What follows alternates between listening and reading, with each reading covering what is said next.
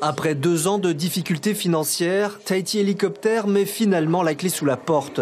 La société exerce son activité depuis 7 ans sur Tahiti avec une antenne à Bora Bora et 3 hélicoptères. Elle tire ses revenus du transport de touristes à 80%, mais rappelle tout de même avoir une utilité publique au travers des Evassan qu'elle effectue, près de 200 l'an passé. On est à 175 000 CFP pour une Evassan de Tahiti à Moorea.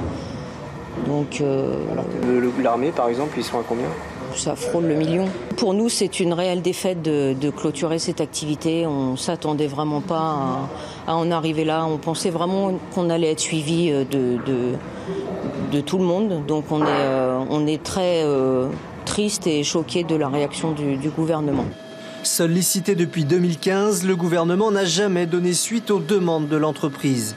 Cette dernière avoue n'avoir jamais atteint l'équilibre financier. Plusieurs raisons à cela. Les appareils sont vieillissants et soumis à rude épreuve dans nos îles. Ces machines-là, ils vont à Bora souvent. Et Bora, on sait tous que là-bas, il y a l'air salin, il y a le sable, il y a Tupaï. On va souvent à Tupaï. Et on se pose là-bas sur le sable et la machine souffre aussi. Ouais. Les pièces à changer sont onéreuses et leur acheminement est long. Cette dernière contrainte est responsable de plusieurs annulations de prestations. Mais surtout, la société attendait plus de touristes. Pour toutes ces raisons, à la fin du mois, les hangars de la compagnie seront définitivement fermés. Le personnel est abasourdi. Ça fait mal. Ça fait quelque chose de perdre cette équipe-là et de se retrouver encore sur le marché du travail. Ça fait un choc, voilà. On a des vols programmés, c'est-à-dire du levage,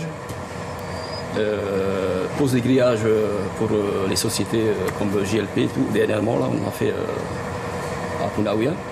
Et là, il en reste encore. Donc. 20 salariés sont employés par Tahiti Hélicoptère. Ultime espoir pour eux, l'éventualité d'un repreneur. Le cas échéant, il a jusqu'au 30 mai pour se faire connaître.